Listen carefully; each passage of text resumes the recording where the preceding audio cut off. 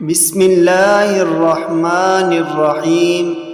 رابعہ بصری کی نصیحت عجیب انداز میں۔ رابعہ بصریہ رحمۃ اللہ علیہا ایک مرتبہ کہیں کھڑی تھیں۔ ان کے قریب سے ایک نوجوان گزرا۔ اس نے اپنے سر میں پٹی باندھی ہوئی تھی۔ انہوں نے پوچھا، بیٹا کیا ہوا؟ اس نے کہا، اماں میرے سر میں درد ہے جس کی وجہ سے پٹی باندھی ہوئی ہے، پہلے تو کبھی درد نہیں ہوا۔ انہوں نے پوچھا، بیٹا آپ کی عمر کتنی ہے؟ وہ کہنے لگا، جی میری عمر 30 سال ہے۔